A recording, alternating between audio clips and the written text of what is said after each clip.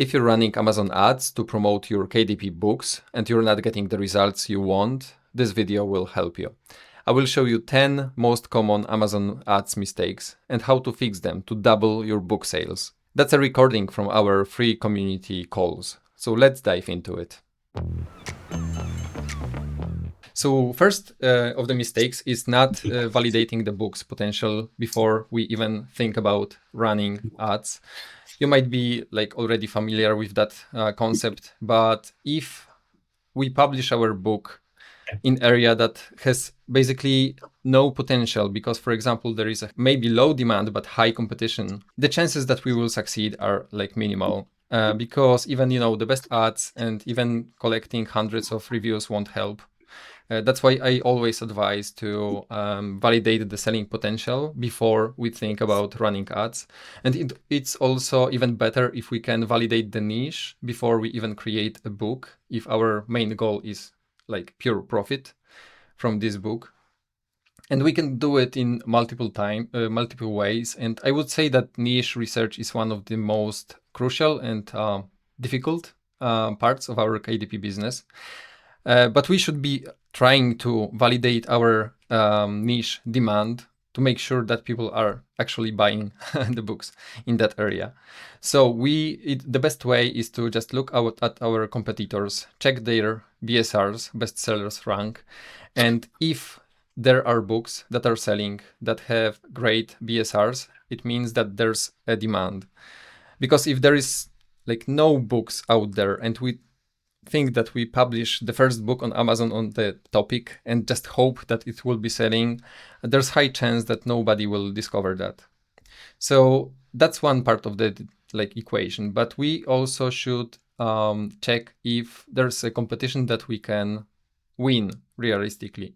So if there are books that are selling well that were published recently, for example, or the books that have no reviews or low number of reviews and they are selling well, it means that our book that we are going to publish, there's a chance that it will be selling as well. But if there are books like bestsellers with thousands of reviews and they are selling good, but recently published books of their competitors are not selling well, that's a warning sign that maybe our book will struggle as well.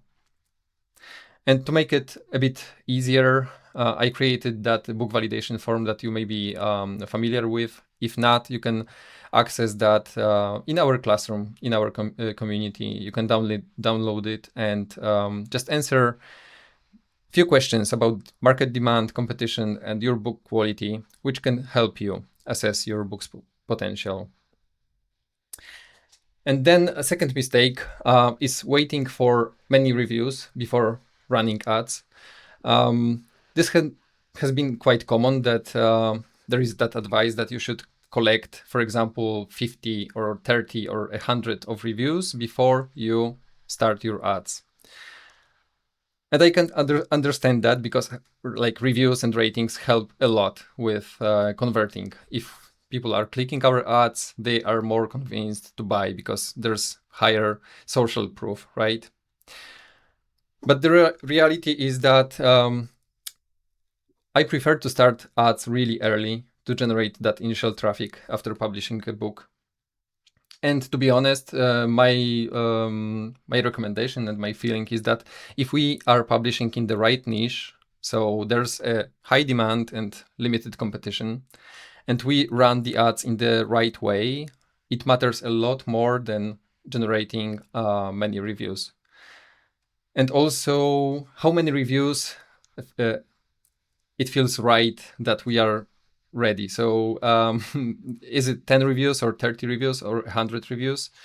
I think that there's a big difference between having no reviews whatsoever and having one review, because you have at least a piece of social proof and at least these ratings, stars are appearing. But then I don't see so huge difference between one review or 10 reviews, or maybe between 30 or 50 reviews. So once again, if we are publishing in the right niche and running ads, we will be getting visibility and clicks and sales. And that initial traffic generated by ads can help you get that organic verified purchase reviews, which matter the most.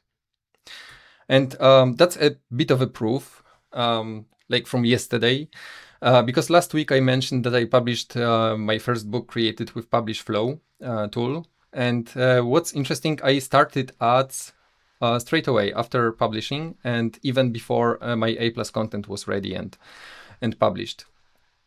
And here's what happened. So this is automatic campaign and search terms report table. So one of Complement's book, I got like 3 impressions and 1 click and also 1 sale for that book. And why it is so interesting? Because the book that my ad was advertising my book against have like 2,500 of ratings. This is like absolute bestseller in the space. And my book is fresh without A+ content and with absolutely no reviews and no ratings. So someone, was browsing that bestseller, saw my ad and bought that. I know that this is really low data sample, right? So this is not statistically relevant, but this is proof that we can sell if our book has good quality in the right niche. So I wouldn't be too worried about generating a lot of reviews before we start running ads. Quick note, guys, if you want to join future sessions like this and also get access to the community, posts, and other resources, check out the link in the description and join our group. It's completely free. I hope to see you inside. Okay, third one, not controlling the budget properly. So letting campaigns run without any control may lead to overspending. And it's quite common that we are applying that campaign daily budget cap, right? So we are deciding that our campaign can spend $10, $15 per day.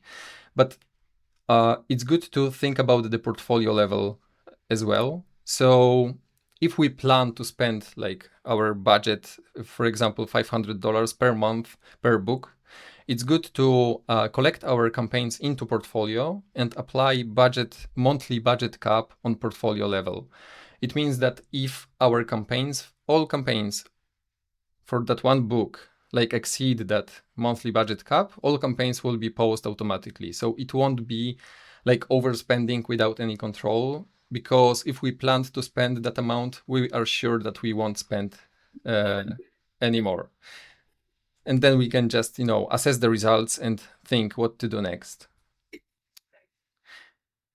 And yeah, so the form and applying that is really simple. So if we go into our portfolio, we can just decide what is the level of our monthly budget cap that we want to spend inside this portfolio. Okay, fourth one, making decisions without enough data. So if campaigns are quite active, and for example, you just wake up and see that yesterday our campaigns spent too much money and like we feel urged to like pause these campaigns, for example, it may lead to reacting a bit too fast. And it's good to wait until we have like meaningful data set. So for example, we can wait until we get 10 clicks without any sale before we assess that particular keyword is unprofitable. Of course, it depends on your cost per click level. If your clicks are really expensive, like $1, we can just cut that target a bit earlier. But just remember that the data is delayed. So if we are running the campaign and, for example, we are getting click today, and someone who clicks our ad will buy our book in 3 days, in 4 days, that sale is still attributed to that click. It's always worth to remember about that delay in the sales, to give a bit space, a bit time for our campaigns to collect the data before we react too early. And let's move on to point number 5, mistake number 5, ignoring placement bid adjustments. As you can know, we can just offer to pay a bit more to pay for clicks in our ads if the ads will be displayed, for example, on top of search or rest of search. And if we don't do it, if we don't test that area, we may be missing out on some potentially profitable opportunities, because the traffic is not equal. So we should be just testing what will be the result if we increase the bids, for example, for top of search. And we should be increasing the bid adjustment if it is profitable and reducing the bid adjustment for the areas that are less profitable. And we should be doing that on a regular basis within our optimization routine. And why I mentioned that not all traffic is equal. So that's an example from one of the campaigns, the screen from bid adjustments. So if we have a look, for example, on click-through rate column, it is quite common that product pages, so the ads that are displayed, for example, on your competitors' listings, have poor click-through rate or lower click-through rate. And top of search tend to have really, really high, like 10x or even 20x click-through rate. Because if someone is searching for some keyword, some topic, and they see the books on top of search, so the first result or first row of search results, they will be clicking that. And what's even better, people that are clicking on top of search have the higher buyer intent. So the conversion rate is also better in many cases. So in this case, like there were like 30 clicks and 2 purchases. And on product pages, there were like 200 clicks and only 7 purchases. Not great, but this is really low cost campaign. As you can see, cost per click is really low. But what I want to just emphasize here, if you look at the click-through rate, like product pages is poor, rest of search is better, but top of search is amazing. That's why quite often it's good to pay more for clicks on top of search. And then adjust, of course, depending on the performance. Right. Mistake number 6, not checking the search terms report. So I would say that this is the most important part and my favorite part in campaigns reports. Without checking search terms report, we are a bit blind to see what actually works and what's not working. If we don't check that, we will be making decisions like on high level aggregated statistics from entire campaign. And we may do mistakes. So we may be tempted to pause campaign, for example, because it high level looks unprofitable. But if we check the search term reports, we will find exactly the keywords, the ASINs that are unprofitable, and we can reduce them. And on the other hand, we can find these profitable targets that we want to scale. So that search terms report, that section should be like favorite or the one that you should be looking quite often into, because this is most powerful in terms of effective ads scaling. And what's connected, like mistake number 7, is that not everyone is using negative targeting. So negative targeting helps us to cut wasted spend really like exactly. So if we don't do it, we will be paying for irrelevant clicks, for irrelevant targets, especially if you are running automatic ads. This is quite powerful tool, because automatic campaigns are, we are giving a lot of control to Amazon algorithm, right? And if we want to run automatic campaigns, we have to apply negative targeting on regular basis. So we should be looking into search terms report, finding these unprofitable or irrelevant, like illogical targets that Amazon algorithm is suggesting, and just adding that as negative targeting. So we will just immediately stop wasting money there. So that's second most powerful and favorite section, negative targeting. And we can negatively target keywords and products. Okay, coming to the end, because this is mistake number 8, expecting profit too early. That's also quite common, that many people are just judging ads before they collect enough data. And it may lead to losing opportunities, basically, because if someone is just running ads and after spending $50 or $100, they are making like some verdict that, for example, this book is not profitable, or these ads are just losing money, so we should just cancel them. But in many cases, this is too early, especially if you have like limited budget and you are experimenting with a lot of different campaigns. So you have one book and you are like launching 5 campaigns. So this budget is spread really, really thin. And as a result, you are just getting like single clicks, single sales per targets. And it is too low to make informed decisions, let's say. So our budget should be consolidated into smaller number of targets, smaller number of campaigns. And we should give it a bit more time to collect more data. And mistake number 9 is focusing only on ACOS and not calculating return on investment, ROI. So making sure that ACOS is not too high is a good thing. And ACOS is presented, calculated everywhere in the reports. And we should definitely be looking at ACOS and keeping it at reasonable levels. But ACOS is not everything, because if you, like in general, if we are trying to grow our business, we are interested in maximizing our total profit. And sometimes low ACOS doesn't equal high total profit, because chasing really low ACOS may limit your total profit. Because if we are investing in ads, we are helping to grow our organic sales as well.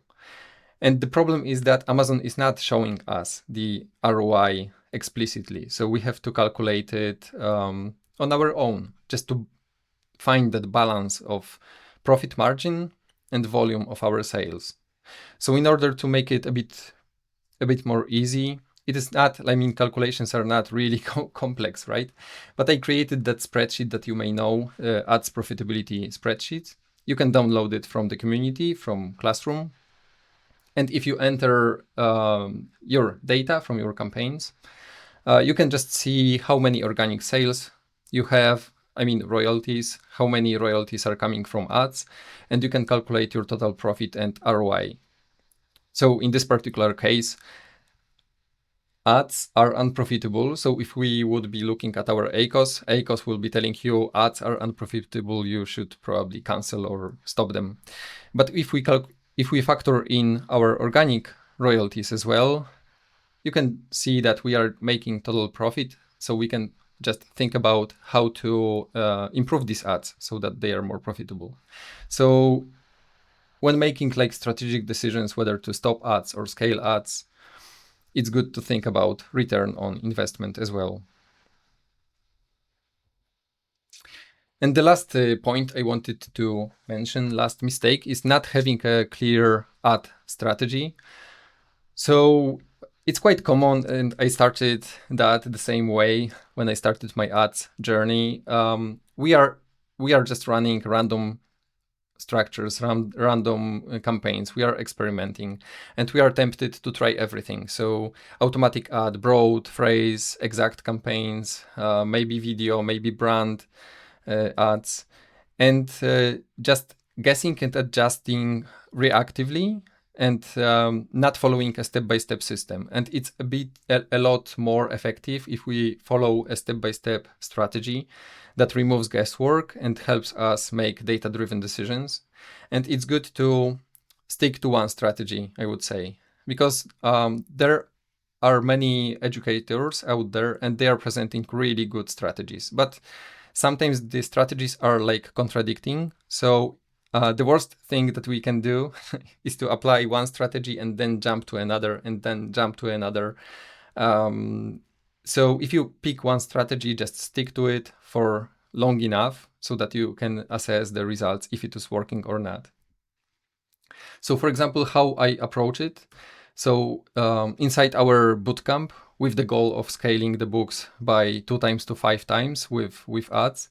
We are doing that in 3 phases. So first phase is a research, then launching discovery ads, and then optimizing and scaling. So we have to first analyze our niche, our competitors, and select the keywords that will be a starting point for our campaigns, the keywords that have the highest potential. Then we are launching discovery ads. So what I mentioned in one of the previous points. So we have to invest in getting enough data so that we can apply the optimizations, like making more informed decisions. And then only on the phase 3, we are caring about generating the profit thanks to cutting wasted spend and focusing on the areas that work best. And this is how it looks like when we look at the results. So this is a BSR chart. That blue line is bestsellers rank, so the lower the better. And that's a real example.